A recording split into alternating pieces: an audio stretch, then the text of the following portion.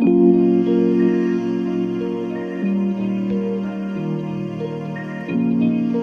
thank you for joining us today. Today we are going to be in conversation with Aditya, who was with us at Success Mantra and is now starting out at NLU Delhi. Thank you so much for joining us today, Aditya. To start with, why don't you tell us a little bit about yourself? Yeah. Why don't you tell us a little bit about yourself, who you are, your background, and what made you enter the legal profession? Yes, sir. Recently, I have completed my class 12 from Haryana. I'm actually belong to Haryana, and my father is a defense lawyer. So from childhood, I have seen him working in this field. So this thing inclined me to this profession. Along with that, while I was choosing my field, I have taken humanities for the preparation of CLAT itself also. So I just check out that legal profession is a very good profession. It will both help you to work for the society and help you to gain monetary benefits. This is a combination of both things which a person required. Oh, you mentioned that your father is a defense lawyer. That's very interesting. Can you tell us a little bit about what you may have seen him doing since you were young, and maybe something that inspired you to join the profession?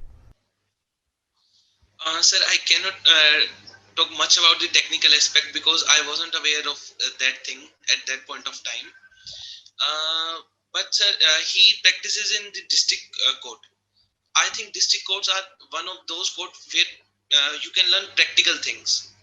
He has been in this field for almost 25 years. I have seen him taking cases and several times went to the court and saw the court proceedings. So it was a fine experience for me. No, absolutely. You're absolutely right. In fact, I believe district courts tend to get neglected, unfortunately, by a lot of us, especially a lot of students that end up in the elite schools, national law schools, and so on. But district courts serve a very, very important purpose in our system. And I'm very pleased to hear that you come from a background where you're already familiar with them. That's nice to know. So tell us a little bit about your journey preparing for CLAT. Sir, it started a bit on a negative note because firstly I have taken I have taken the non-medical field and I went to the Kota for engineering coaching. There I could not settle down in the competitive world because there was so much competition and no one cared about you. Then what you do or what you not. Then I faced some problem there, and after that I was given chance to change my field, and luckily I am here now. Oh, so, but I mean, CLAT is also quite competitive, isn't it? Yes, sir, it is. But you successfully managed to make the transition from engineering into law. Yes, sir, I have seen many things in these 2 years. Yeah, that's very impressive. Tell us a little more. What made you make the shift? Was it just the competition? Was it something else? Because, I mean, AILET is a very competitive exam and you have to have done really well to have made it to NLU Delhi. Sir, after facing all these things, I just realized one thing, that if you realize your true potential, is very afraid of AILET also because I think in true sense I have no chance in AILET. But I gave my fullest. Then I am happy that I got into NLU Delhi. I think giving your fullest is the main thing. I couldn't agree. Apart from the competition and other things. I couldn't agree more. And we at Success Mantra are extremely proud of you for having made it into NLU Delhi. We wish you the best, and it is a very, very good school. So you haven't actually managed to physically see the campus yet, have you? No, sir, I haven't. No. Well, I can tell you that once you do manage to go there, you will have the best of facilities you could imagine. In fact, National Law University Delhi stands out from many of the other NLUs because it has very robust and very functional research facilities. Unfortunately, in India, we don't find these very much. But at NLU Delhi, you'll have access to, say, the Center for Communication Governance. You will have access to the Center for the Death Penalty, and they do some very exciting research there. So you're very lucky. Yes, sir, I'm already exposed to this. Oh, you are? That's great. That's great. Yes, I'm doing a research paper. Yes, sir. Oh, tell us more about it. On what? Sir, it is on neuro-linguistic and neuropsychological disorder that some people may face problem in courts or in practical life while having communication. There are certain types of disorders such as aphasia or something else. These people are not given fair chance and treated as mentally disabled. So my research paper is on this thing, sir. Oh, that sounds very interesting. I'd love to read it sometime whenever it's done. Yes, and okay. Tell us what made you choose Success Mantra for your CLAT preparation? Sir, I think that the overall comprehensive background that teachers always help you, and the relationship which Success Mantra has built up with me is the core thing. And I think in my Success Mantra has more than half of the work. Because being a student, I think we do not know much about this competitive field. I think CLAT is not a field where many books are there, such as IIT or JEE NEET, etc. In CLAT, there is a very comprehensive syllabus, and without guided principle, you cannot do that. And I think Success Mantra has made possible this for me. I mean, we're always hoping for the best for our students, and it pleases me no end to hear you say that. I'm very happy for you to hear that from you. But tell us a little more. So, how did you feel about your classes? How was your classroom experience here?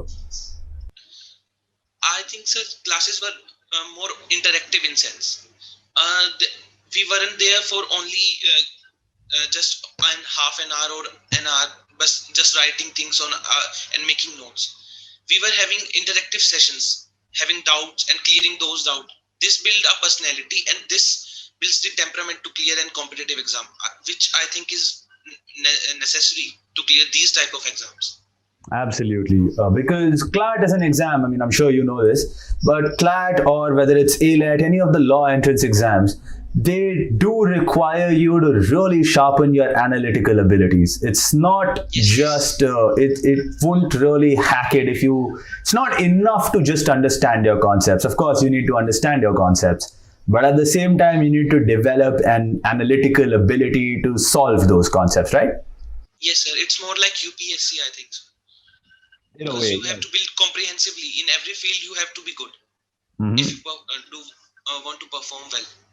Absolutely. And did you think that your classroom faculty helped for you to inculcate this sort of aptitude? Absolutely, sir. Because I think no student after 10th class or 11th class has been able to do this independently.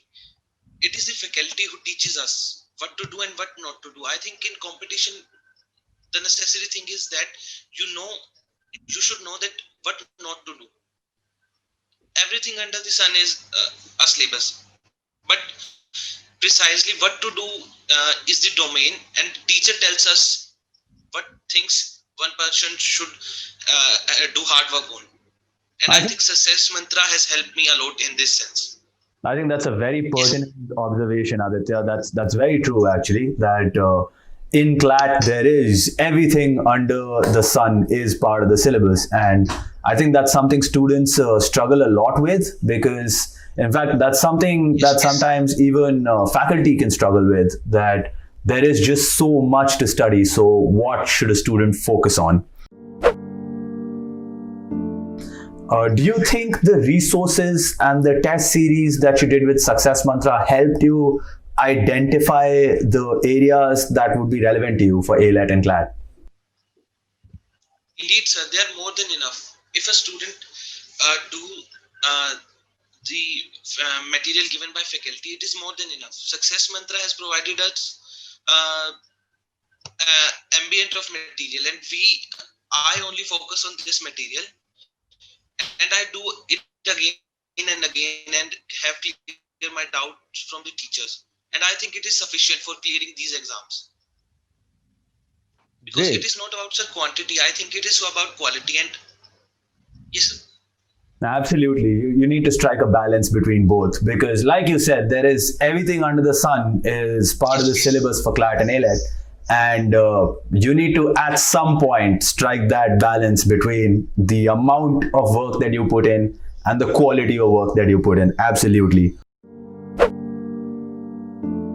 So, Aditya, what advice would you give to students that are going to be appearing for CLAT and AILET 2021? So I think there are two and three more important things which aspirants should do. One thing is self-belief, and other thing is persistent hard work.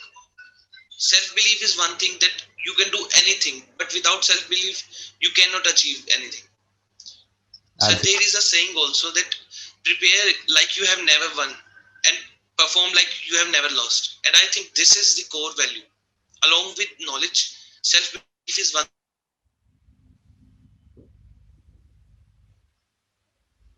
I couldn't agree more myself.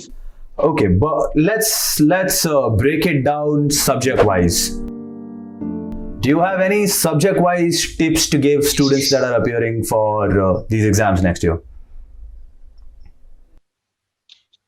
Yes, sir, I can.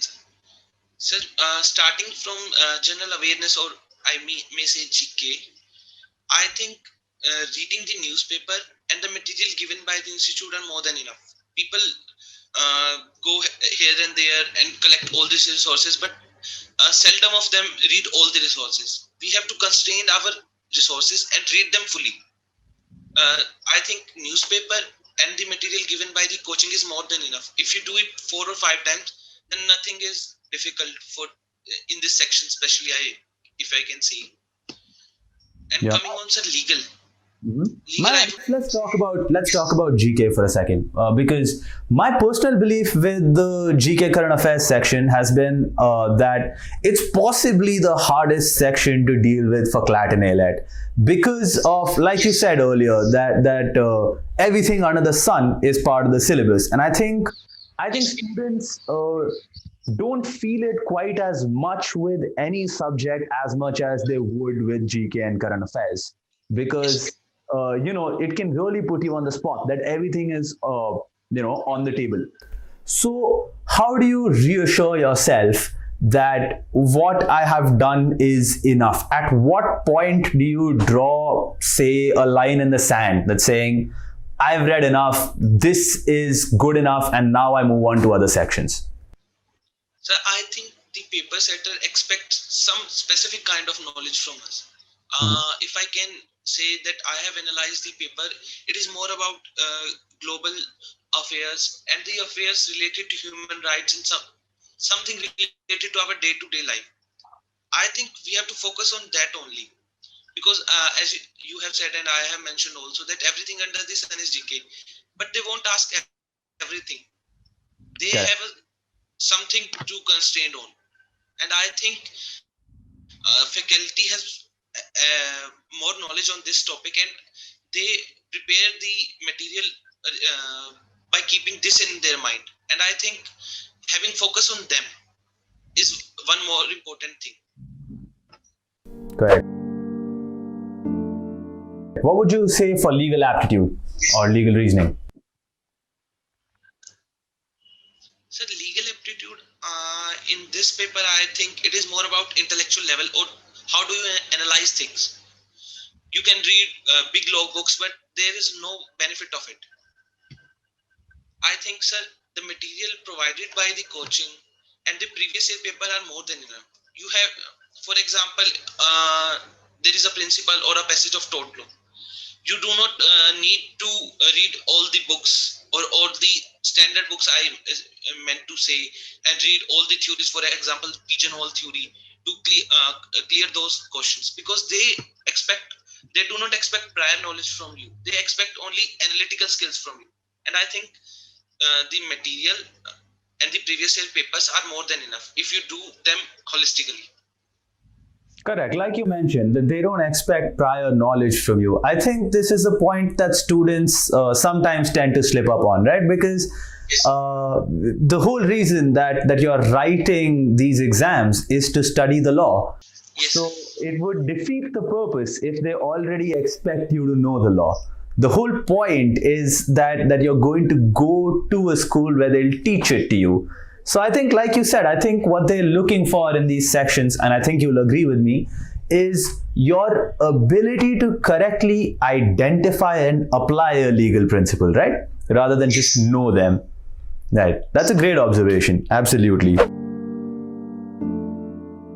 What would you have to say about logical reasoning? Sir, I think logical reasoning is also the same like legal knowledge. There are some differences between them. Logical reasoning doesn't give you the legal principles, and it is also more about how do you analyze the situation. Correct, uh, correct. I may say that there are some other parts also that non-verbal and verbal reasoning is also, but the percentage of these parts are very, I may say, very low in this paper, and they are not enough. They are not difficult in their sense. Right. And plus, I think when it comes to legal reasoning, to some extent, prior knowledge, while it's not needed, but it can be a little helpful. I think Yes, whereas yes, logical reasoning, I think is just purely analytical in nature, right? yes. Yeah. Okay. How about English? What did you do for English? Sir, I think English is one thing you can divide in parts. One section is grammar, and other section you may say vocabulary and other comprehensive skills. Mhm. I think this paper more focuses more on comprehensive skills. I have given the CLAT exam, and they do not ask us even a single question from grammar. They Mhm. have given in the sample paper, but not in this paper. Correct. I think if a person focus on comprehensive skills, reading comprehensions regularly, then it would be enough for him. They do Yeah. not test your language, sir. Mhm. I think Yes, with the English section in particular, there's a wide divergence because students that happen to come from big metro cities where they're very used to conversing in English, as opposed to students that maybe come from tier two or tier three cities where English, of course, English is a language everybody knows, but yes, when students come yes, from tier two or tier three cities, it's not usually the language that you would speak at home or the language that you would speak with yes, your yes, friends. So obviously there is this sort of, I believe, or at least this idea that students that come from the large metro cities have an unfair advantage in English. What do you have to say about that? I think, sir, it is fake stereotype, sir. I do not believe in this because, sir, I myself belong to a tier 3 city, and I am also not good in having conversation skills. In my home, I even didn't use Hindi, sir. English is a very distant concept, sir. I Oh, belong to Haryana. I use only my indigenous tongue. But I belong to tier 3 city, and I have cleared the exam. So I can, at least I can say that it is not about your language skills or communication skills. so what do you think it's really about? Sir, language is really about comprehensive skills. If I can comprehend what you are saying, it is more than enough. And if I can let you explain that what I am saying, that it is enough. I may say that people of metropolitan cities have good English skills, but it is nowhere necessary for taking admission in these schools. Absolutely, I agree because I don't Yes, think the English section requires you to be William Shakespeare or Wordsworth, right? What the English section requires from you yes, yes, is yes, yes, is that you need to be able to understand. Again, ultimately, you need to be able to understand what an argument is, what it means, and how to analyze it. Much like any of the other yes, sections in yes, CLAT and AILET, right? You, after a point, you start to see this pattern in this exam that what they're really looking for from you as a candidate is, see, when you ultimately will become a lawyer, much of your job as a lawyer is being a regulatory troubleshooter. Much of your job is being able to look at a regulatory yes, environment and finding answers to those problems. So I think even the English section tends to follow that pattern. That's what it tests you on. That are you the kind of person who's going to understand a core argument, and do your answers show that, right? Yes. Lastly, what would you have to tell any prospective candidate who's appearing for math? Because math is a section, I think, that for some people is very easy, and for others is a nightmare. So what do you have to say about math? So I think for majority of people, it is a nightmare. I am one of those people, but I've focused on math, and I didn't score well, but I scored above average in maths. In competition, you have to score on all things, because I can say that some people say that they have good legal section or good English section, then they would not focus on math. Sir, it is a very wrong concept, sir, because in competition you have to be jack of all. Absolutely. I think. And maybe master And of a for few. sir, yes, sir, master of none and jack of all, sir. I think so. It is the key concept. And sir, for doing QT section, preparing for QT section, I think the material given by the teacher is abundant in itself, because if you take out the books for SSC or something else, it won't be helpful for you, because they have a very vast syllabus. Right. And it is more about interpretation also, sir, bar graphs or something else. Right. Absolutely. Yes. That's true. I think even the math section again follows this set pattern, right? Like the math section it tests you on, are you a person who's capable of thinking logically? Are you a person who's capable of data interpretation? Because ultimately these will also be skills that will be useful as a lawyer. Yes. Right. Well, Aditya, thank you so much for joining us today. This was a great conversation to have with you. I personally learned a lot about how you managed to crack this section, and I think it's going to be very helpful to prospective candidates who would appear in 2021. I wish you the best of luck with your education at NLU Delhi, and congratulations once again for making it to one of the finest law schools in India. Thank you, sir. My pleasure. Have a good day.